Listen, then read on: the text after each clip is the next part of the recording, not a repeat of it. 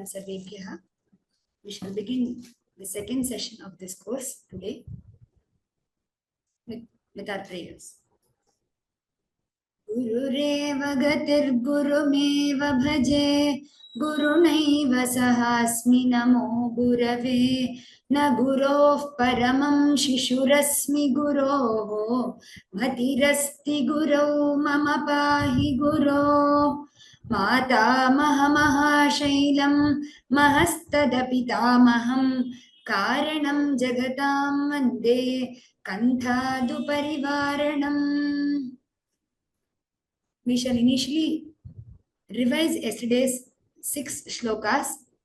I shall be chanting once and the panelists shall be repeating the whole shloka. We shall do that for the 6 shlokas which we learnt yesterday. And after that we shall learn 5 or 6 shlokas today. And after the learning of the new shlokas, the participants can raise their hands, whoever would like to chant yesterday's shlokas as a revision. So we shall begin with the revision of yesterday's shlokas.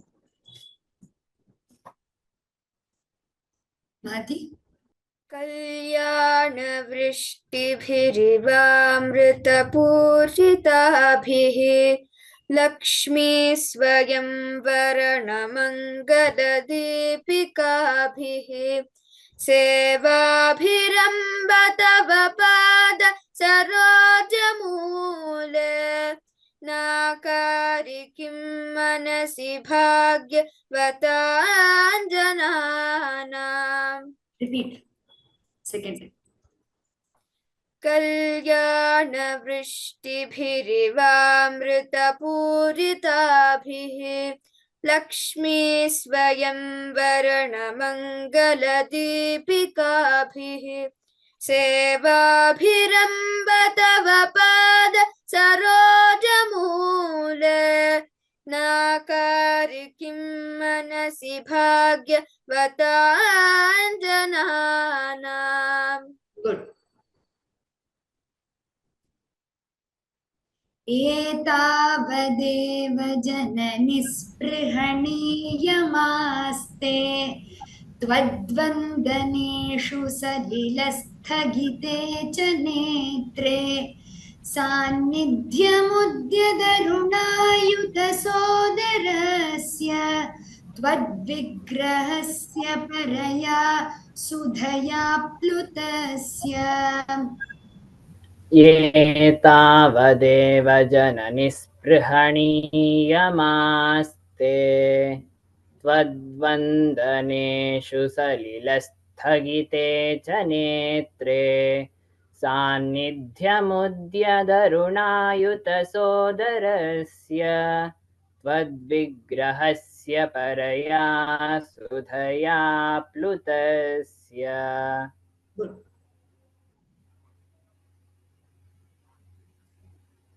ईशत्वनाम कलुषाः कतिवा न सन्ति ब्रह्मादयः प्रतिभवं प्रलयाभिभूताः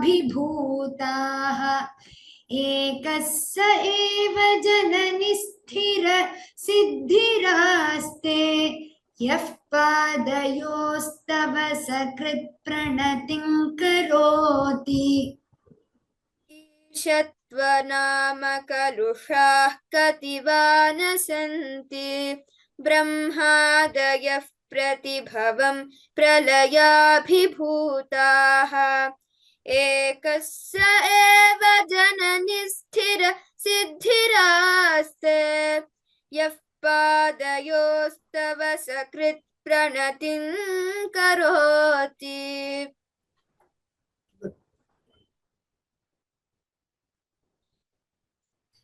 लब्ध्वा सकृत्त्रिपुरसुन्दरितावकीनं कारुण्यकन्दलितकान्तिभरं कटाक्षं कन्दर्पकोटिसुभगास्त्वयि भक्तिभाजः सम्मोहयन्ति तरुणीर्भुवनत्रयेऽपि.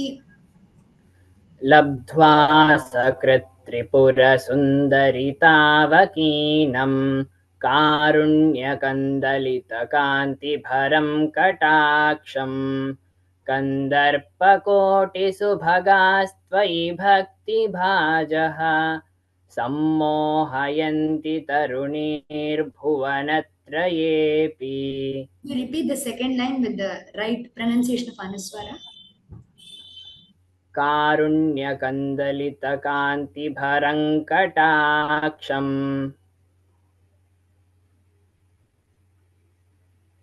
ह्रीङ्कारमेव तव नाम गृह्णन्ति वेदाः मातस्त्रिकोणनिलये त्रिपुरे त्रिनेत्रे त्वत्संस्मृतौ यमभटाभिभवं विहाय दीव्यन्ति नन्दनवने सह लोकपालैः. ह्रीङ्कारमेव तव नाम गृह्णन्ति वेदाः मातस्त्रिकोणनिलये त्रिपुरे त्रिनेत्रे त्वत्संस्मृतौ यमभटाभिभवं विहाय दीव्यन्ति नन्दनवने सह लोकपालैः.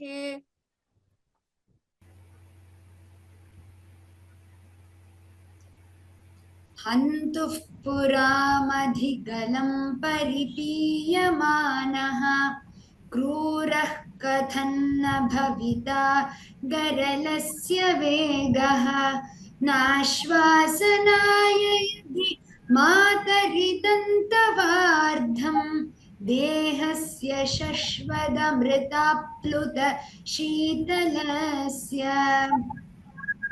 हन्तुः पुरामधिगलं परिपीयमानः क्रूरः कथन्न भविता करलस्य वेगः नाश्वासनाय यदि मातरिदन्तवार्धं देहस्य शश्वतमृताप्लुतशीतलस्य. Okay. So we shall move on to the new shlokas today. Mahadi.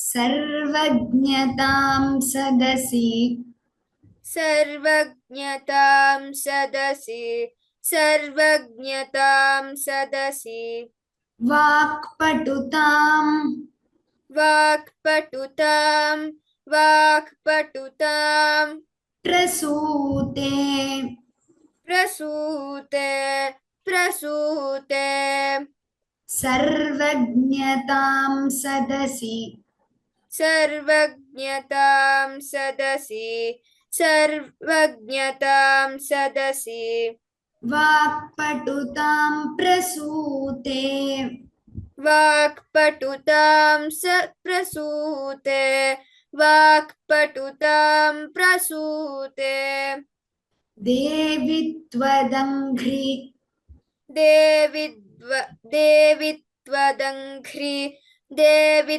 त्वदङ्घ्रि सरसीरुहयोः सरसीरुहयोः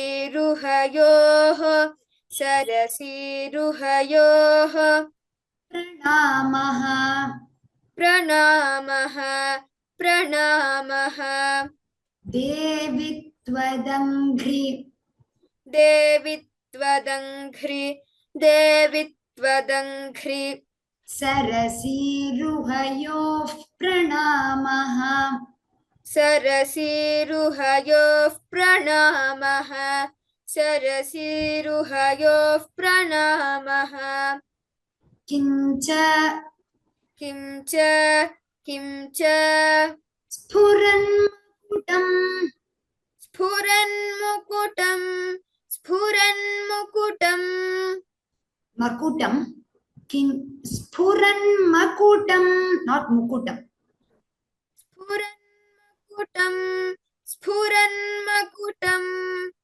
उज्ज्वलमातपत्रम् उज्ज्वलमातपत्रम् उज्ज्वलमातपत्रम् किञ्च स्फुरन्मकुटं किं च किं च स्फुरन्मकुटं Pronounce the anuswara as kincha.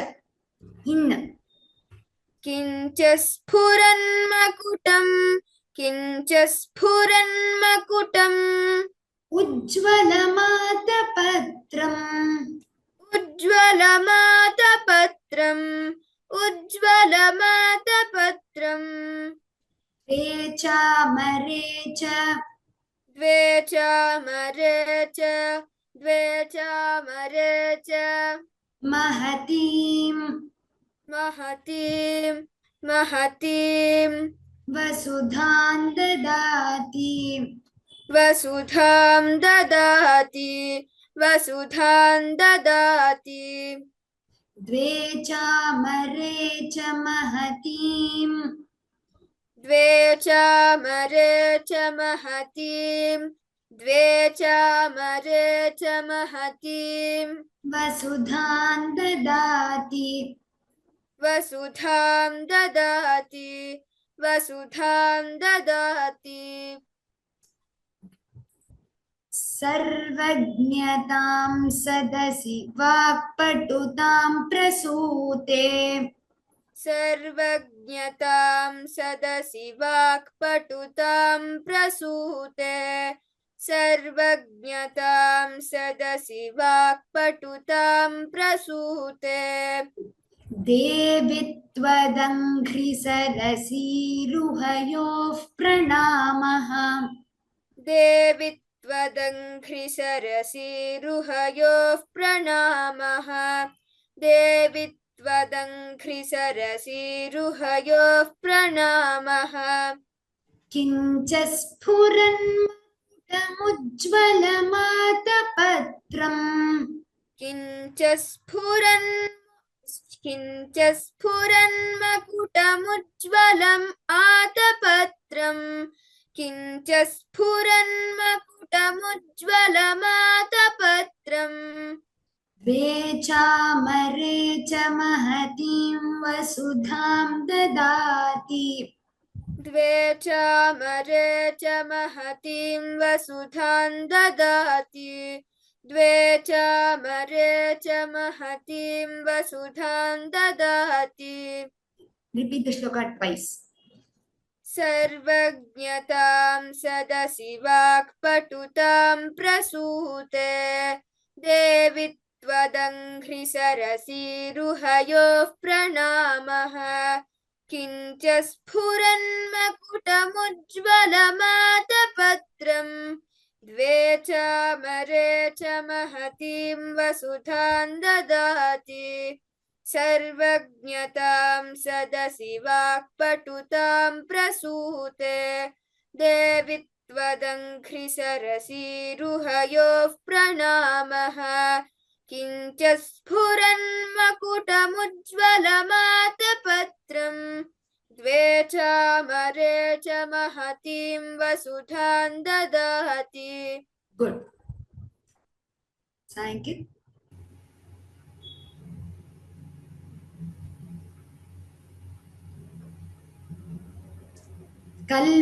कल्पद्रुमैः कल्पद्रुमैः कल्पद्रुमैः अभिमत अभिमत अभिमत प्रतिपादनेषु प्रतिपादनेषु प्रतिपादनेषु कल्पद्रुमैरभिमत कल्पद्रुमैरभिमत कल्पद्रुमैरभिमत प्रतिपादनेषु प्रतिपादनेषु प्रतिपादनेषु कारुण्यवारिधिभिः कारुण्यवारिधिभिः कारुण्यवारिधिभिः In this word varidhibhihi, both dha and bha must be mahapranas. Both must be stressed. Sankit, repeat again. कारुण्यवारिधिभिः कारुण्यवारिधिभिः अम्ब अम्ब अम्ब भवत्कटाक्षैः भवत्कटाक्षैः भवत्कटाक्षैः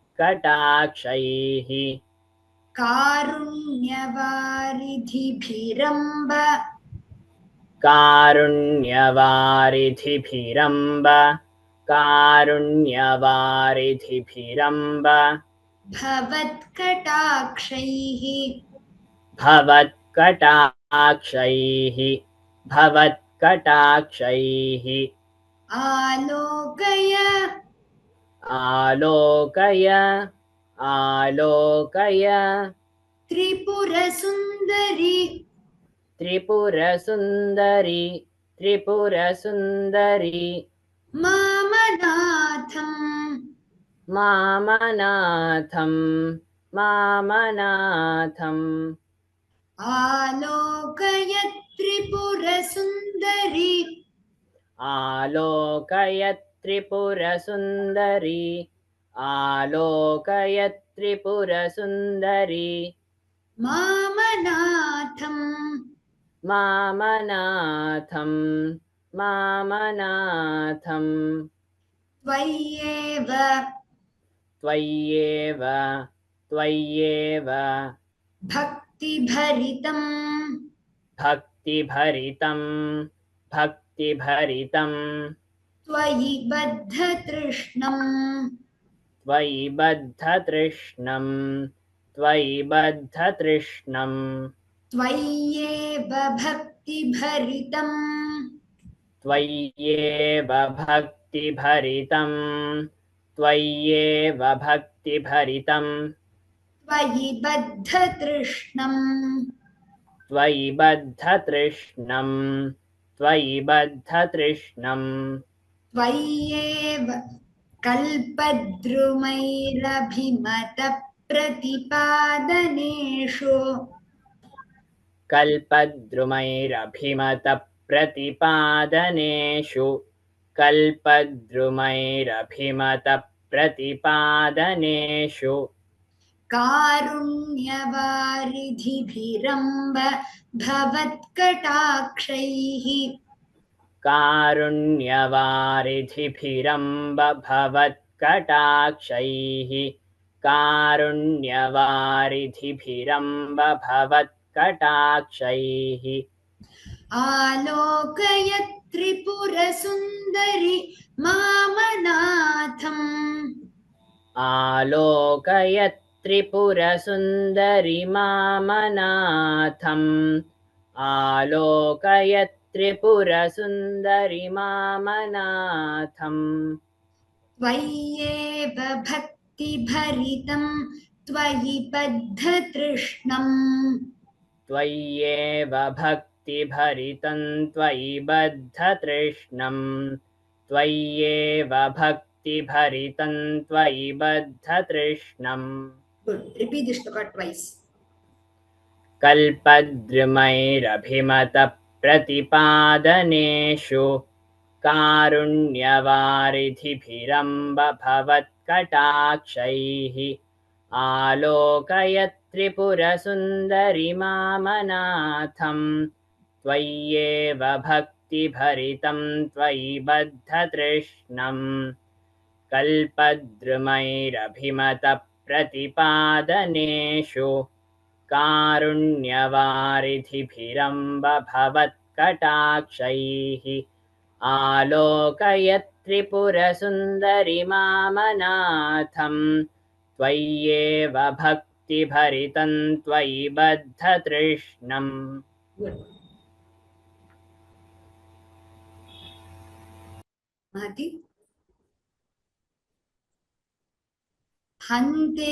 हन्तेतरेष्वपि हन्तेतरेष्वपि हन्तेतरेष्वपि मनांसि मनांसि मनांसि निधाय चान्ये निधाय चान्ये निधाय चान्ये हन्तेतरेष्वपि हन्तेतरेष्वपि हन्तेतरेष्वपि मनांसि निधाय चान्ये मनांसि निधाय चान्ये मनांसि निधाय चान्ये भक्तिं वहन्ति भक्तिं वहन्ति भक्तिं वहन्ति किल किल किल पामरदैवतेषु पामरदैवतेषु पामरदैवतेषु भक्तिं वहन्ति किल भक्तिं वहन्ति किल भक्तिं वहन्ति किल पामरदैवतेषु पामरदैवतेषु पामरदैवतेषु Don't pull the ukara in the shu. Daivateshu, do not pull the ukara, it's a hrasva. The pamaradavateshu पामरदैवतेषु पामरदैवतेषु त्वामेव देवी त्वामेव देवि त्वामेव देवि मनसा मनसा मनसा समनुस्मरामि समनुस्मरामि समनुस्मरामि त्वामेव देवी मनसा त्वामेव देवि मनसा त्वामेव देवि मनसा समनुस्मरामि समनुस्मरामि समनुस्मरामि त्वामेव नौमि त्वामेव नौमि त्वामेव नौमि शरणं शरणं शरणं जननि त्वमेव जननि त्वमेव जननि त्वमेव त्वामेव नौमि शरणं त्वामेव नौमि शरणं त्वामेव नौमि शरणं जननि त्वमेव जननि त्वमेव जननि त्वमेव हन्तेतरेष्वपि मनांसि निधाय चान्ये हन्तेतरेष्वपि मनांसि निधाय चान्ये हन्तेतरेष्वपि मनांसि निधाय चान्ये भक्तिं वहन्ति किल पामरदैवतेषु भक्तिं वहन्ति किल पामरदैवतेषु भक्तिं वहन्ति किल पामरदैवतेषु त्वामेव देवी मनसा समनुस्मरामि त्वामेव देवि मनसा समनुस्मरामि त्वामेव देवि मनसा समनुस्मरामि त्वामेव नौमि शरणं जननि त्वमेव त्वामेव नौमि शरणं जननि त्वमेव त्वामेव नौमि शरणं जननि त्वमेव Repeat the whole shloka twice. हन्तेतरेष्वपि मनांसि निधाय चान्ये भक्तिं वहन्ति किल पामरदैवतेषु त्वामेव देवि मनसा समनुस्मरामि त्वामेव नौमि शरणं जननि त्वमेव हन्तेतरेष्वपि मनांसि निधाय चान्ये भक्तिं वहन्ति किल पामरदैवतेषु त्वामेव देवि मनसा नित्यमनुस्मरामि त्वामेव नौमि शरणं जननि त्वमेव. Thank you.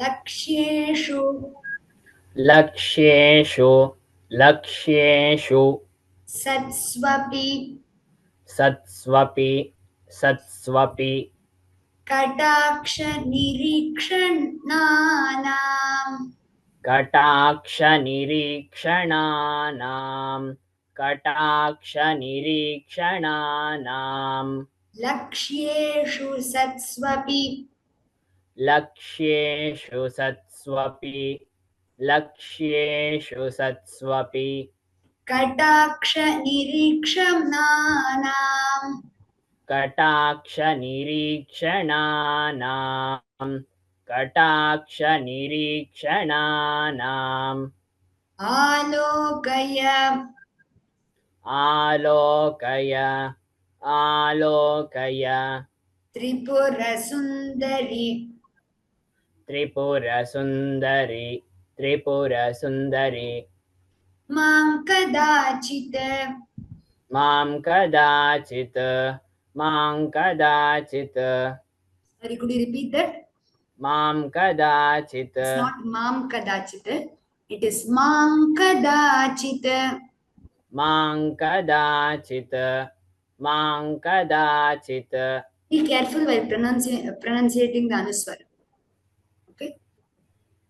Nona alokayat tripura sundari आलोकय Tripurasundari आलोकय Tripurasundari मां कदाचित् मां कदाचित् मां कदाचित् नूनं मया नूनं मया नूनं मया तु सदृशः तु सदृशः तु सदृशः करुणैकपात्रम् करुणैकपात्रं करुणैकपात्रम् नूनं मया तु सदृशः नूनं मया तु सदृशः नूनं मया तु सदृशः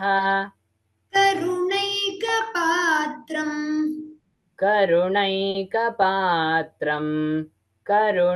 करुणैकपात्रम् जातो जनिष्यति जातो जनिष्यति जातो जनिष्यति जनः जनः जनः न च जायते वा न च जायते वा न च जायते वा जातो जनिष्यति जातो जनिष्यति जातो जनिष्यति जनो न च जायते वा जनो न च जायते वा जनो न च जायते वा लक्ष्येषु सत्स्वपि कटाक्ष निरीक्षणानाम्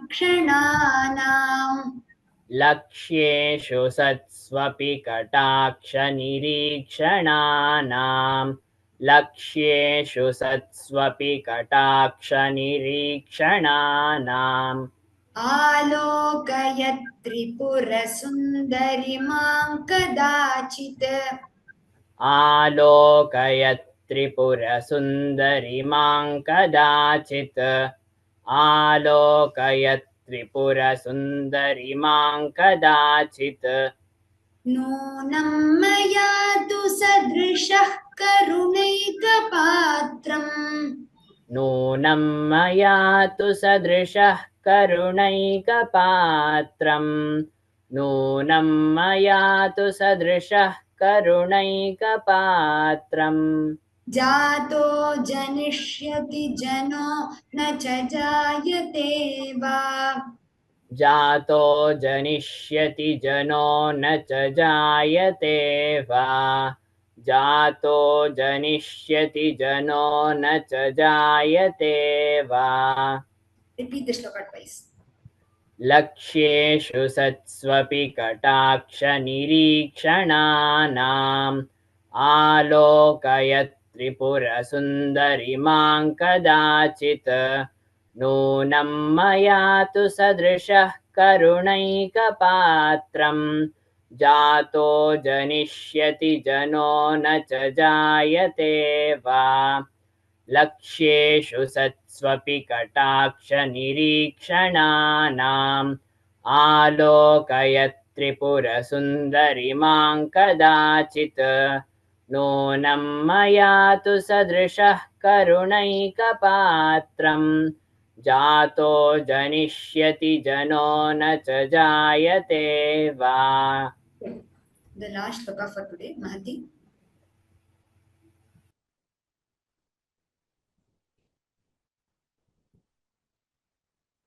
Mahati. Hrim hrimiti. ह्रीं ह्रीमिति ह्रीं ह्रीमिति Pratidinam. प्रतिदिनं प्रतिदिनं Japatantavakyam. जपतां तवाख्यां जपतां तवाख्यां Japatantavakyam. The Anuswara again. The pronunciation. जपतां तवाख्यां जपतां तवाख्यां Hrim hrimiti pratidinam. ह्रीं ह्रीमिति प्रतिदिनं ह्रीं ह्रीमिति प्रतिदिनं Japatantavakyam. जपतां तवाख्यां जपतां तवाख्यां Kinnama. किन्नाम किन्नाम Durlabhamiha. दुर्लभमिह दुर्लभमिह Tripuradhivase. त्रिपुराधिवासे त्रिपुराधिवासे Kinnama durlabhamiha. किन्नाम दुर्लभमिह किन्नाम दुर्लभमिह Tripuradhivase. त्रिपुराधिवासे त्रिपुराधिवासे Kinnama durlabhamiha. किन्नाम दुर्लभमिह किन्नाम दुर्लभमिह Tripuradhivase. त्रिपुराधिवासे त्रिपुराधिवासे Mala kirita. माला किरीट Madavarna.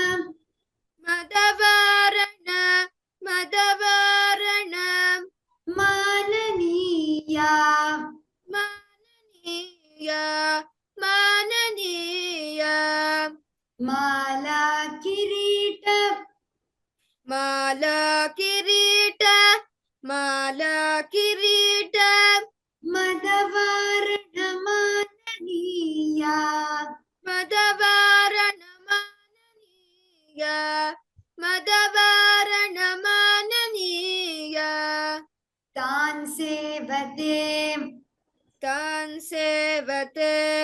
तान् सेवते Basumati.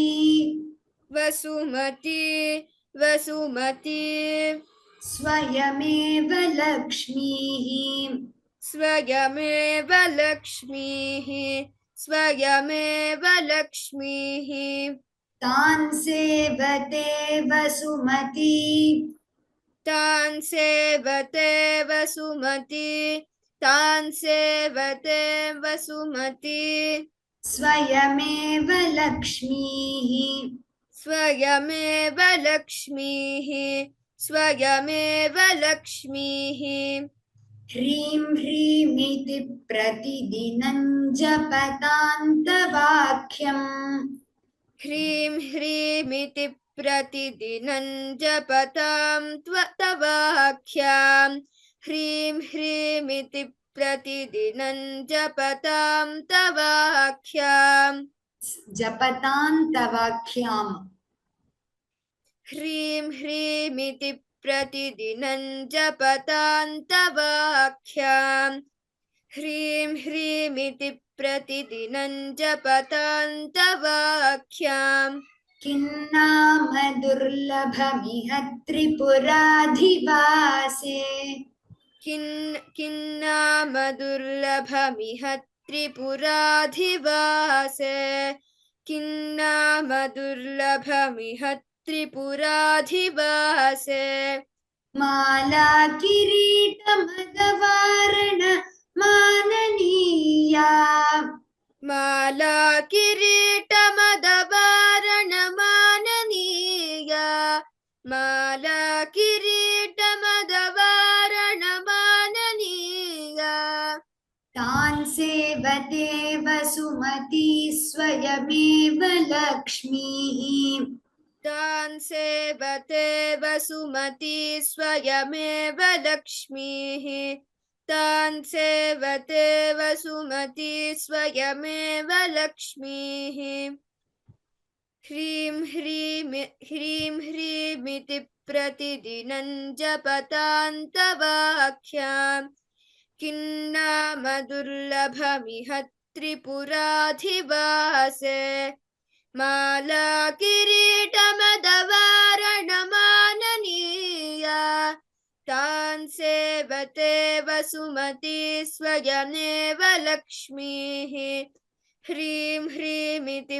प्रतिदिनं जपतां तवाख्यां किन्नाम दुर्लभमिह त्रिपुराधिवासे माला किरीटमदवारणमाननीया तान् सेवते वसुमती स्वयमेव लक्ष्मीः.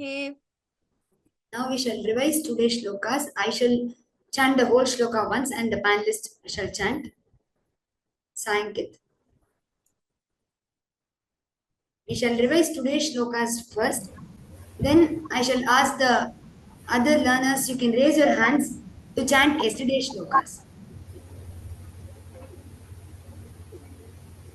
सर्वज्ञतां सदसि वाक्पटुतां प्रसूते देवि त्वदङ्घ्रिसरसीरुहयोः प्रणामः किञ्च स्फुरन्मकुटज्वलमातपत्रं द्वे चामरे च महतीं वसुधां ददाति सर्वज्ञतां सदसि वाक्पटुतां प्रसूते देवि त्वदङ्घ्रिसरसीरुहयोः प्रणामः किञ्च स्फुरन्मकुटमुज्ज्वलमातपत्रं द्वे चामरे च महतीं वसुधां ददाति.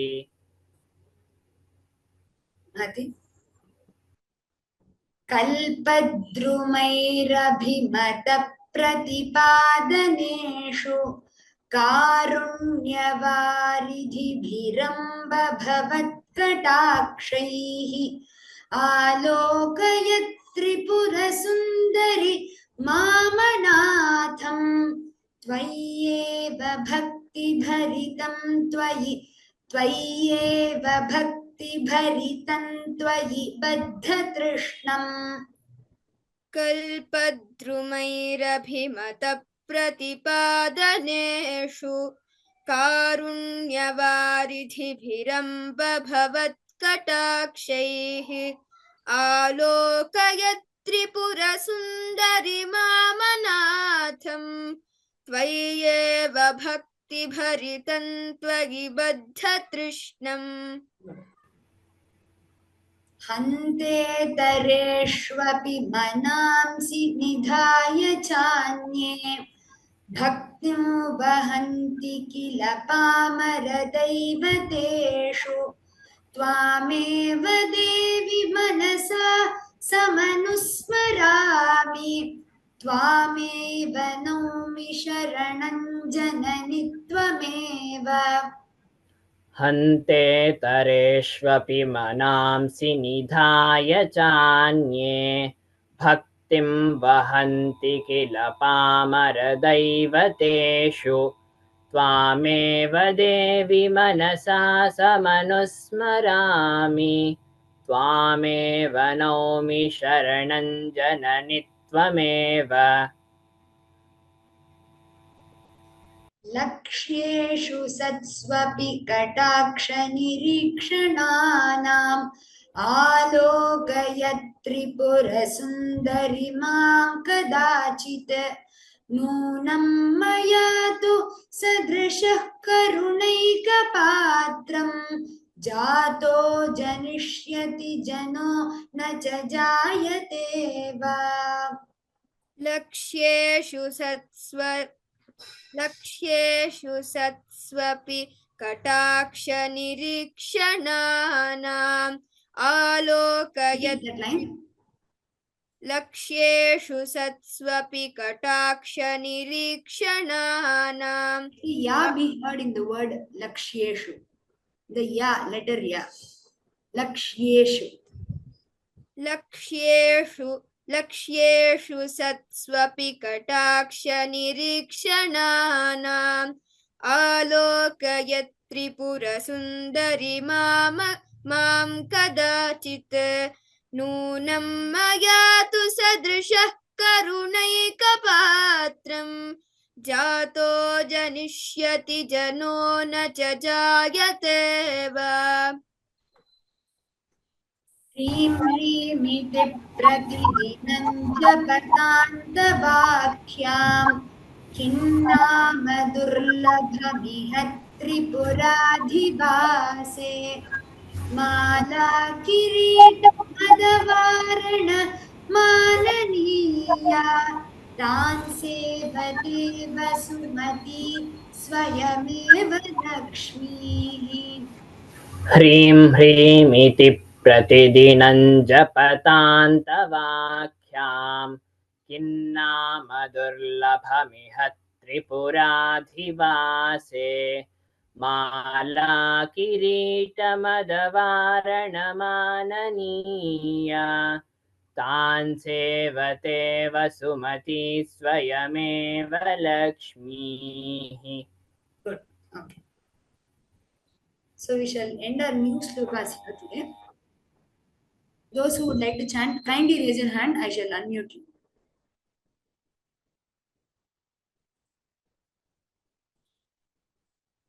You can chant yesterday's shlokas. You can tell me the shloka number. I shall put it up on the screen. Just a second. Okay. Shiva Ramakrishna. Shiva Ramakrishna.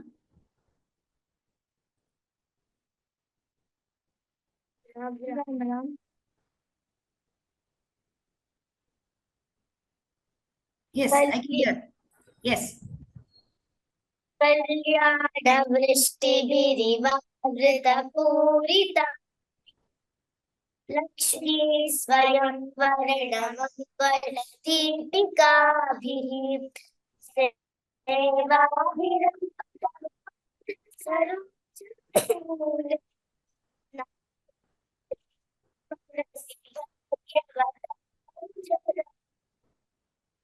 Good. Okay.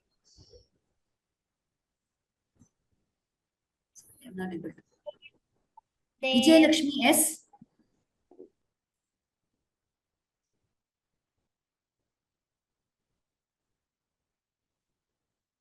Vijay Lakshmi S.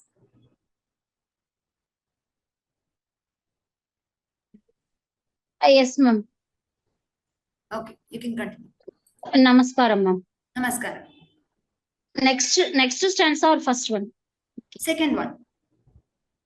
एतावदेव जननी स्पृहणीयमास्ते त्वद्वन्दनेषु सलिलस्तगिते च नेत्रे सान्निध्यम सान्निध्यम मुद्य सान्निध्यम मुद्य अरुणायुत सोदरस्य त्वद्विग्रहस्य परया सुदया प्लुतस्य. Wonderful, good. You can concentrate on the Mahapranas if possible. Okay. Like the Mahapranas. Actually, are marked- I'm trying to read the Sanskrit words now only. I'm learning now only Sanskrit. Oh, that's good. So- Okay. If you're not comfortable with Sanskrit, you can follow the English script. No, given. I don't want English. I want to chant in with Sanskrit version only. I'm trying to read in Okay, Sanskrit that's only. nice. Okay. The Mahapranas are marked red here, so you can try that also. Okay. Very good. Can I try again? We can try that. We can try tomorrow. You can keep Okay, chanting okay. with the others so that all of Okay. them get a chance. Okay. Thank you. Lalita Krishnaswamy. Those of you, whoever have called, kindly put your hands down. Namaskar. Third one, no? Yes. ईश्वरत्वनाम कलुषाः कदिवान सन्ति ब्रह्मादयः प्रतिभवम् प्रलयाभिभूताः एकः स एव जननी शिरसिद्धिरास्ते यः पादयोस्तव सकृत् प्रणतिं करोति. Nice. Very good. So I want to pronunciation- one thing, please. Sorry? I want to ask you, please, afterwards you have to just explain the meaning also. That is more comfortable. Yeah. The meaning of these shlokas are, this course we have not taken that up, but in the website which we have shared with you, the meanings of these shlokas are given. This course Okay. is mainly for chanting. Okay, thank you. No, No, I but- want to know the meaning also. That's why. Right. In the website, the meaning is given. We have What? shared the website with you. Okay, In the okay, same thank mail you. which we've shared the website with you. Okay, thank you. So the meaning for each shloka is given. You can definitely go through that. Okay, thank you, Ma. Thank you.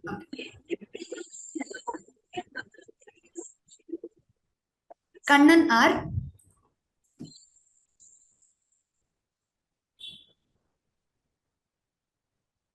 Kannan R.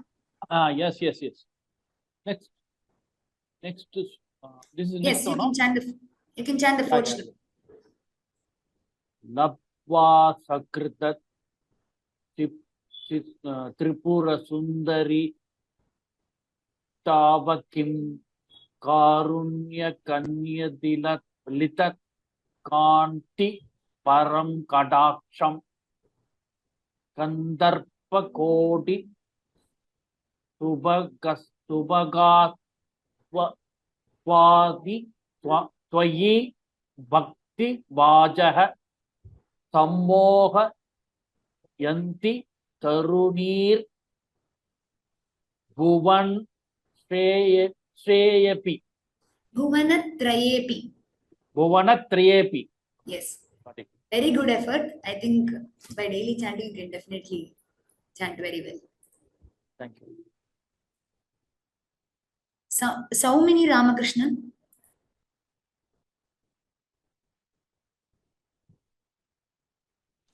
Ram. Ram.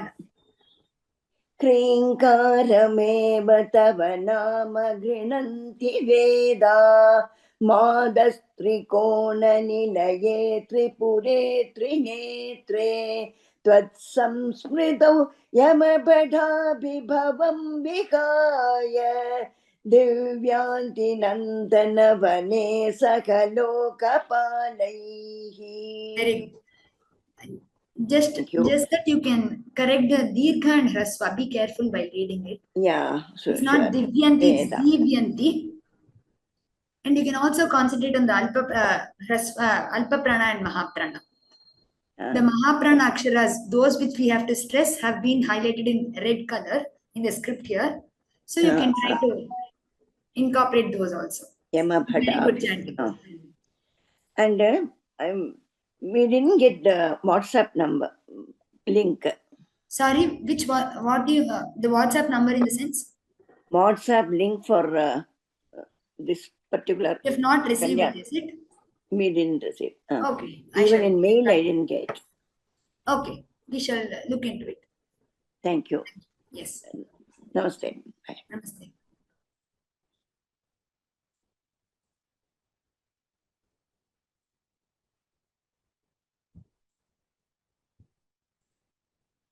Just a second.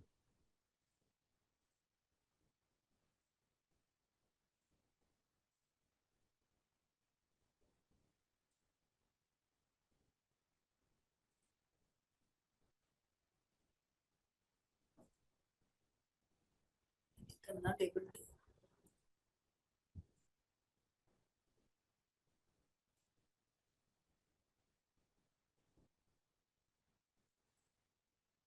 Not able to unmute any of you. Just a second. Give me a second.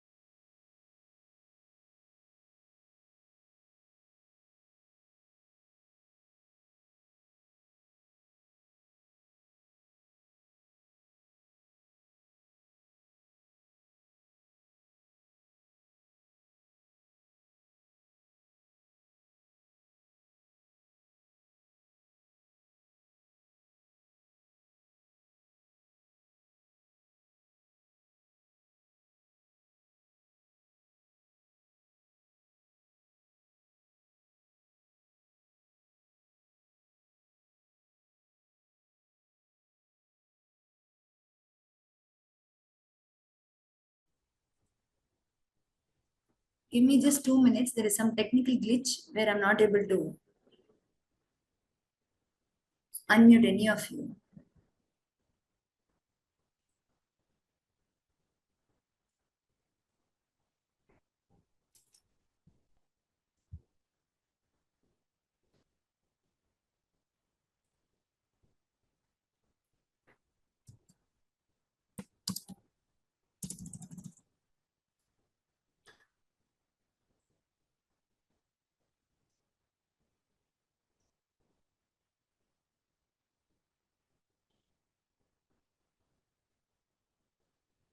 Okay. I think I'm able to. Nitya Pai.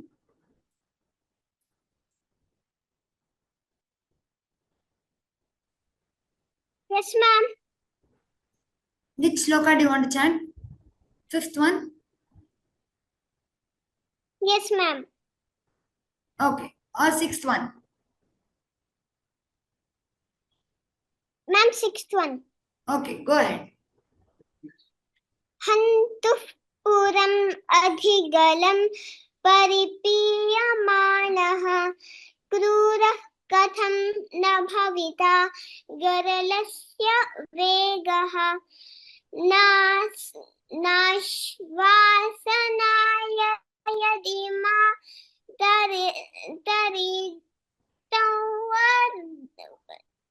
Idam tavardham. इदन्तवार्धं देहस्य शश्वदमृतप्लुतशीतलस्य. Very good. Very good. Are you learning to chant now or did you know it before? Ma'am, I'm learning to chant now. Very good. You chanted very well. Thank you, ma'am. Neela, Nambillai Ramesh. Yeah, namaste. Namaste. Can you scroll the next verse? Yeah. No, you can start from first shloka. We shall revise only yesterday's shlokas. Okay. कल्याणवृष्टिभिरिवामृतपूरिताभिः Lakshmi स्वयंवरणमङ्गलदीपिकाभिः सेवाभिरम्ब तव पादसरोजमूले नाकारि किं मनसि भाग्यवतां जनानाम्. Wonderful. Devabrata Parthasarathi. Yes, Ji. You can go ahead with the second shloka. Yes, Ji. एतावदेव जननिस्पृहणीयमास्ते त्वद्वन्दनेषु सलिलस्थगिते च नेत्रे सान्निध्यमुद्यदरुणायुतसोदरस्य त्वद्विग्रहस्य परया सुधया प्लुतस्य. Good. धन्यवादः जी. Purnachandra Sridhar. Ram Ram Ram. Ram Ram. All those who have chanted, kindly put your hands down so that it will be easier for me to call out the others. Purnachandra, you can chant the third shloka. Ishatvanama kalushah kativana santi brahmadaya pratibhavam pralayabhibhutah ekasya eva jani stira siddhiraste yaspadayostava sakruta pranatim karoti. Very nice. Amit.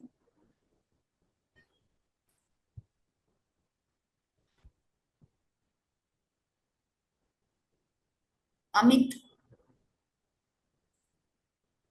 Labdhva sakruta tripura sundarita. Purnachandra ji. The next participant shall chant.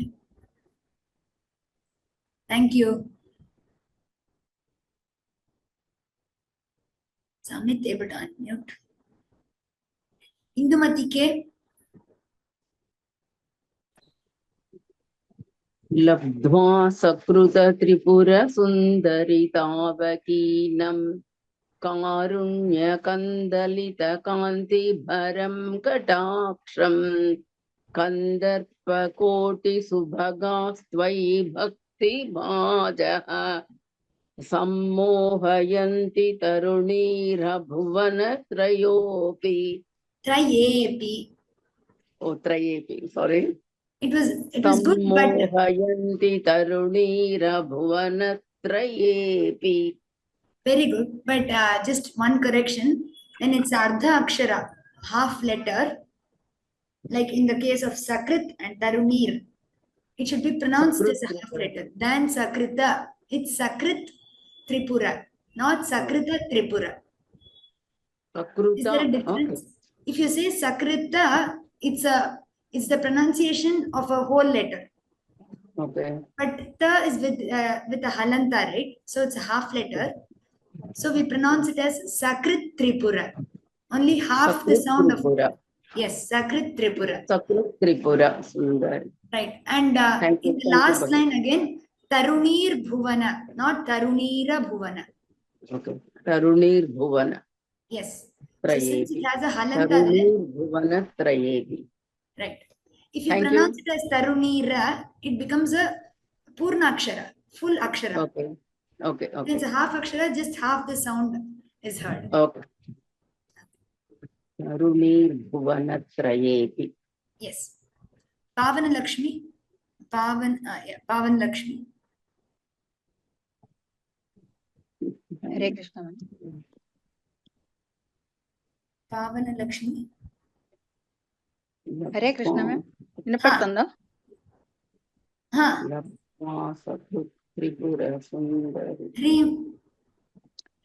హ్రీంకారమేవ తవ నామ గృణంతి వేదా మాతస్త్రికోణనిలయే త్రిపురే త్రినేత్రే త్వత్సంస్మృతౌర్యమభటభిభవ విహాయ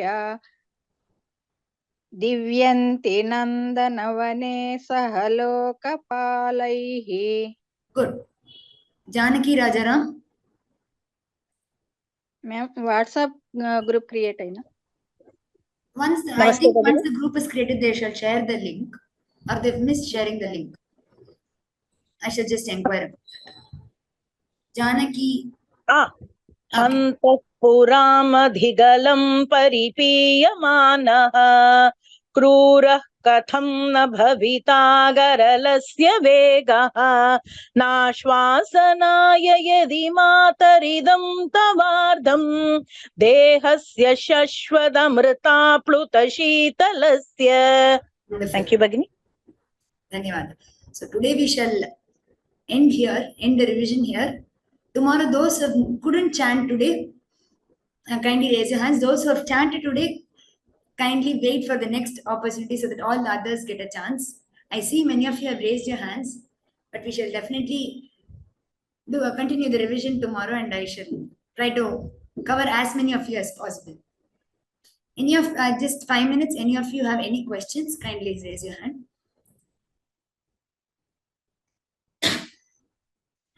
Kindly raise your hands for questions.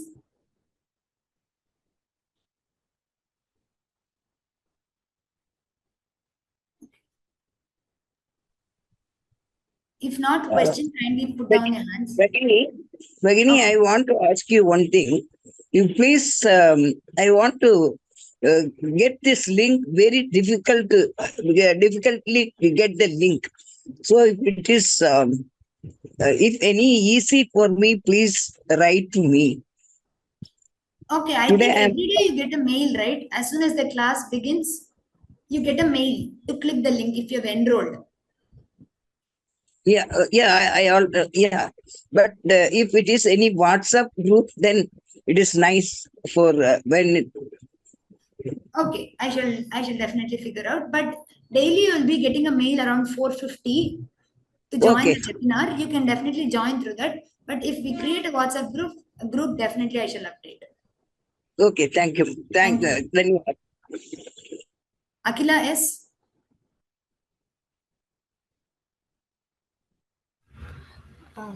Ram, how to get this PDF?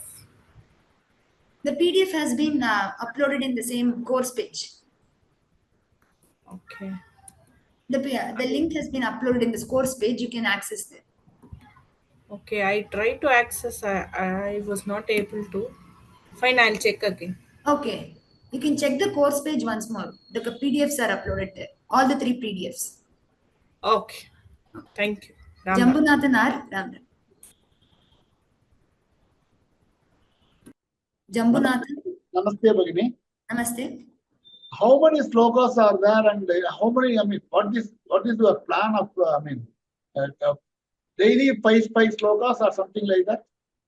As we shall move further, we shall figure out. In 15 classes is the course. The course has been given for 15 classes, either 5 or 6. Depending on the size of the shloka. Okay, but how? I mean, within 10 classes, 15 classes will be over. Yes, it's a short course, so that it's helpful for so that we finish before Dasara, and it's helpful for the Abhyana. For Adhyayana. Okay. Thank you, ma. Thank you. Thank you. Vani. Namaskaram, Bhagini. Namaskaram. Yesterday the WhatsApp link has been created and we all joined also. Sorry, you're not audible. Yesterday WhatsApp link has been sent to us and I have joined that. WhatsApp link has been sent, is it? Yeah, it is there. It is given in the chat box yesterday. Oh, it was given in the chat box. Okay. Okay. And where to find the recordings? Today I missed for half an hour approximately. The recordings also shall be uploaded in the course page. Maybe yesterday's class, they're yet to, probably by today they'll upload it. Okay, okay. You can access it through the course page. Thank you. Yes. And shortly, I think it will be uploaded on the YouTube also. Okay. Thank you.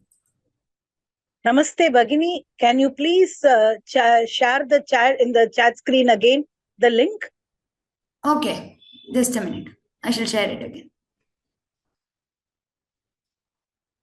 Amit, sorry, sorry. Lalita Krishnamurthy. Lalita Krishnamurthy. Padma Nadim Pali. Okay. Vishalakshi Guruswami. Radha Ram Mohan.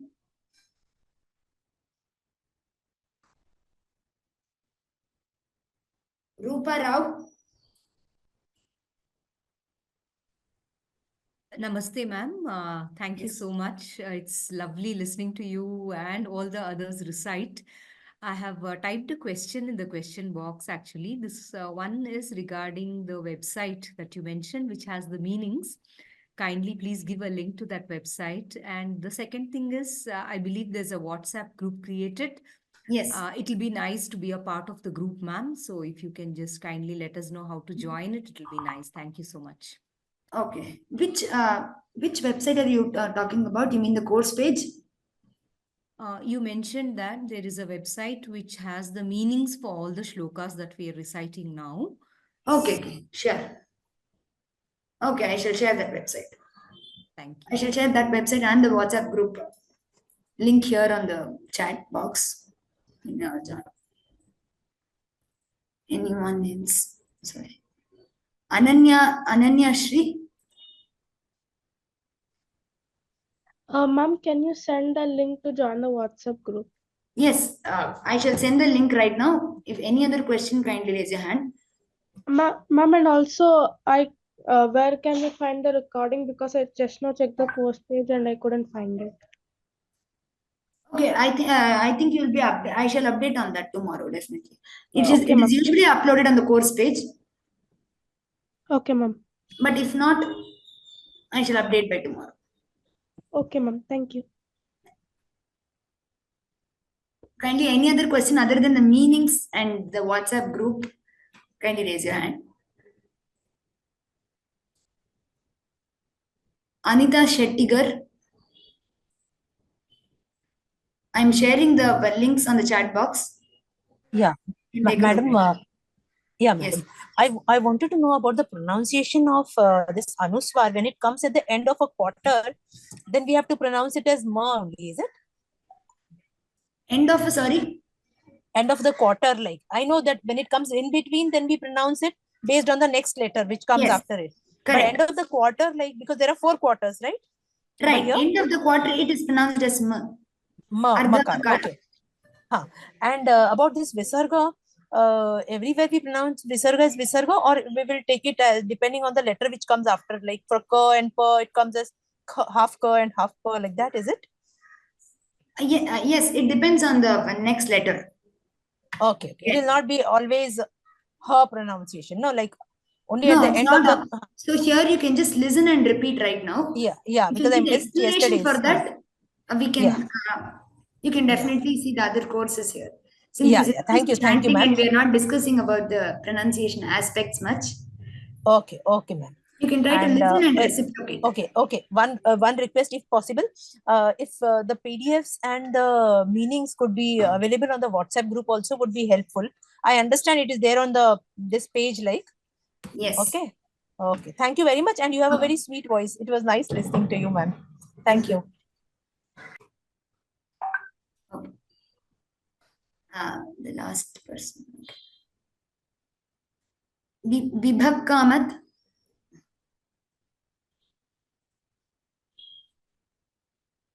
Vibhav Kamath.